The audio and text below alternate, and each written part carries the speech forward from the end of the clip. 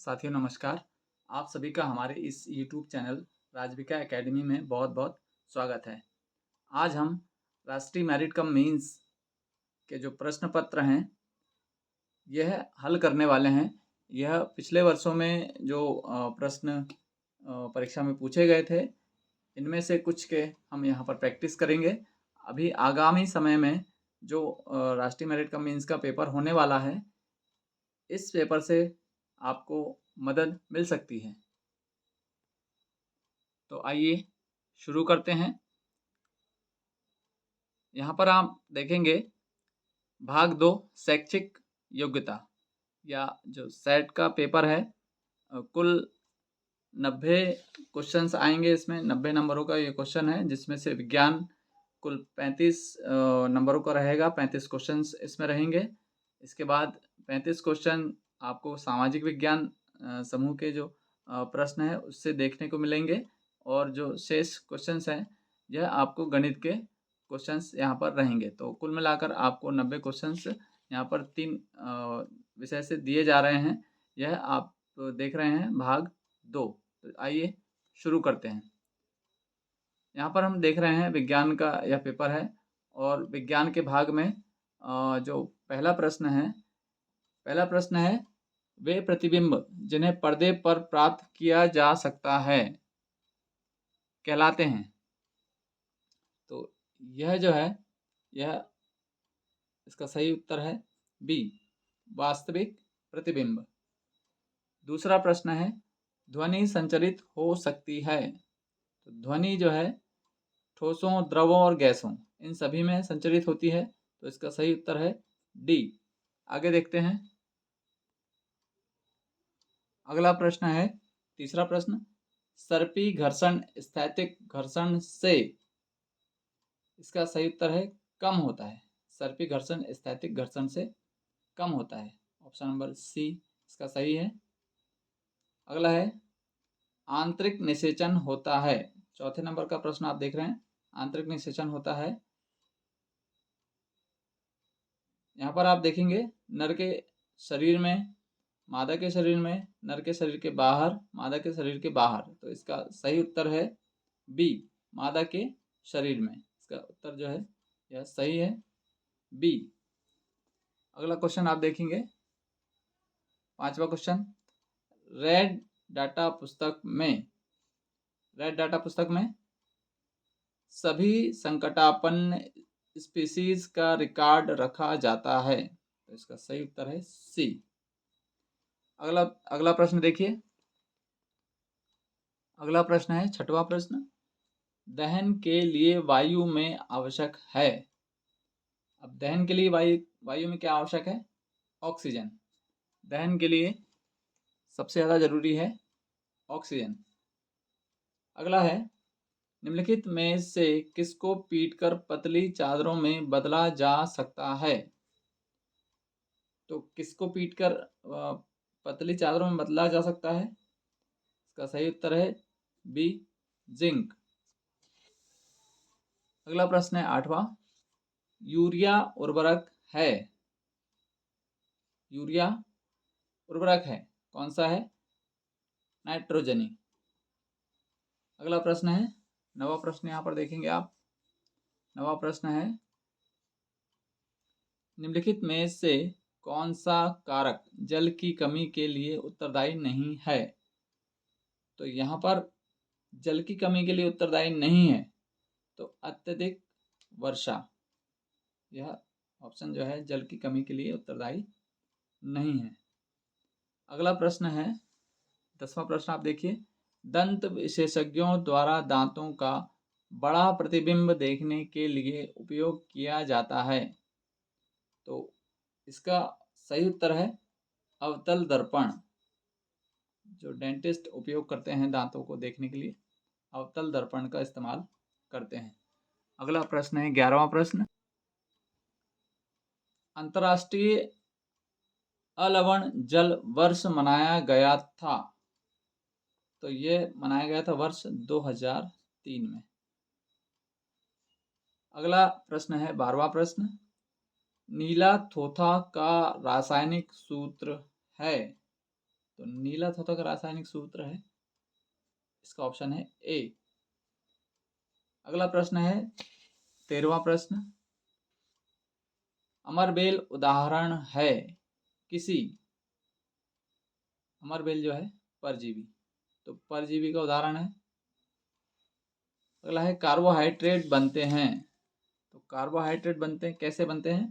तो carbohydrate carbon, hydrogen एवं oxygen से मिलकर बनते हैं, इसका ए ऑप्शन सही है। अगला प्रश्न है 15वां प्रश्न, आप देखिए, निम्नलिखित निम्न में से कौन सा विकल्प उष्ण कटिबंधीय क्षेत्र का सर्वश्रेष्ठ वर्णन करता है? तो यहाँ पर गर्म और आर्द्र, यह जो है इसका सर्वश्रेष्ठ वर्णन करता है, ये ऑप्शन इसका सही है। अगला प्रश्न देखिए, मृदा में बड़े कणों का अनुपात अधिक होता है, तो बलुई मिट्टी में सबसे ज्यादा अनुपात होता है। प्रश्न नंबर 17वां देखेंगे, निम्नलिखित में से कौन सा संबंध सही है? तो चाल बराबर दूरी बटे समय, यह वाला ऑप्शन सही है। अगला है 18वां प्रश्न, आप देखिए, पादप का जनन भाग होता है, पादप का अर्थ होता है पौधे या पेड़, पादप का जनन भाग होता है, तो इसका जो जनन भाग होता है यह होता है डी, पुष्प। हमें इन जो यहाँ पर ऑप्शन दिए हैं इसमें से जो सर्वश्रेष्ठ उत्तर है उसे ढूंढना है। अगला यहाँ पर देखिए 19वां प्रश्न है, 19वां प्रश्न, जल और पोषक तत्वों के परिवहन के लिए पादपों में जो संवहन ऊतक होता है उसे कहते हैं, तो उसे हम जाइलम कहते हैं, ये ऑप्शन सही है। क्वेश्चन नंबर 20 आप देखिए, 20 क्वेश्चन में दिया हुआ है, रक्त परिसंचरण की खोज की थी, तो रक्त परिसंचरण की खोज की थी विलियम हार्वे ने, सी ऑप्शन यहाँ पर सही है। अगला प्रश्न देखिए, अगला प्रश्न है, झंझा का नेत्र कहते हैं, तो झंझा का नेत्र किसे कहेंगे? चक्रवात का केंद्र।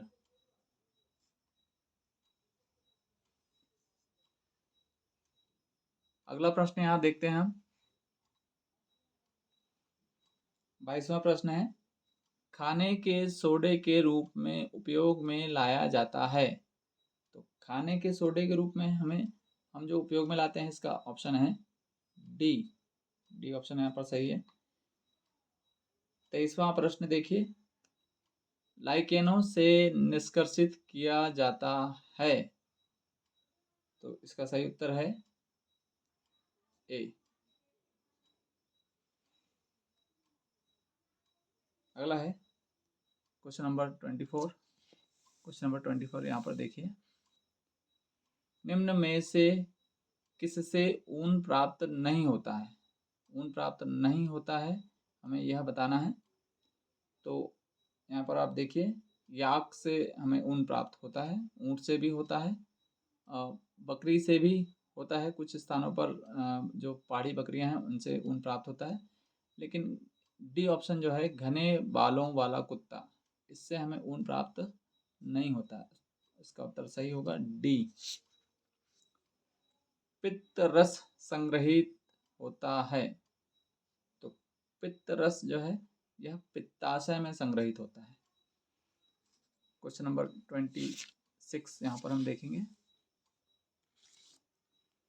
सूखे पौधों की डंडियों से अन्य कणों अथवा अनाज को पृथक करने के प्रक्रम को कहते हैं, तो इसे हम कहेंगे थ्रेसिंग, ये ऑप्शन इसका सही है। 27वां प्रश्न देखिए, पराग कणों का वार्तिकाग्र पर या पुष्प के स्थानांतरण कहलाता है, परागण। इसका सही उत्तर है परागण। अगला प्रश्न देखिए, निम्नलिखित में से कौन सा वक्तव्य सही नहीं है? तो कौन सा वक्तव्य सही नहीं है? वन में पादप और जंतु एक दूसरे पर निर्भर नहीं होते, यह वक्तव्य सही नहीं है। वन में हमेशा पादप और जंतु एक दूसरे पर निर्भर होते हैं, ये वाला ऑप्शन यहाँ पर सही है। अगला प्रश्न देखिए, बेरी नामक रोग होता है निम्न की कमी से। तो विटामिन बी की कमी से बेरी रोग होता है। अगला प्रश्न, इस प्रकार की जड़ तंत्र में सभी जड़ें एक जैसी दिखाई देती हैं, इन्हें कहते हैं। तो तीसरे प्रश्न का जो सही उत्तर है वह है झकड़ा जड़, ऑप्शन इसका सही है। अगला प्रश्न है, गर्दन तथा सिर को जोड़ने वाली संधि है। तो गर्दन और सिर को जो संधि जोड़ती है उसे धुराग्र संधि कहते हैं। अगला प्रश्न, यह एक रासायनिक परिवर्तन है। जंग लगना एक रासायनिक परिवर्तन है। अगला प्रश्न, दहन एक क्रिया है। तो दहन ऑक्सीकरण, एक क्रिया जो है वह है ऑक्सीकरण। उसके बाद अगला प्रश्न है, उच्च वसन के समय पसलियां नीचे की ओर गति करती हैं, बी ऑप्शन इसका सही है। और अंतिम इसका प्रश्न देखिए विज्ञान का, लोहे पर जिंक की परत चढ़ाने का प्रक्रम कहलाता है। तो लोहे पर जिंक चढ़ाने को हम गैल्वेनाइजेशन, ए इसका ऑप्शन सही है। तो साथियों, अभी आपने यहाँ पर विज्ञान से संबंधित कुछ प्रश्नों को देखा। यह प्रश्न आपको राष्ट्रीय मेरिट कम मेंस की जो आगामी परीक्षा है इसमें कुछ मदद कर सकते हैं। हमारा यह वीडियो आपको कैसा लगा? हमारे इस वीडियो को आप यदि आपको अच्छा लगा हो तो लाइक करें, शेयर करें, और यदि अभी तक आपने हमारे चैनल को सब्सक्राइब नहीं किया है तो आप सब्सक्राइब करके ऑल पर बटन सेट कर दें। हम इसी प्रकार आगे वीडियो लेकर आते रहेंगे। कुछ और विज्ञान और सामाजिक विज्ञान से संबंधित कुछ प्रश्नों का हल हम अगले वीडियो में लेकर आते रहेंगे। Thank you.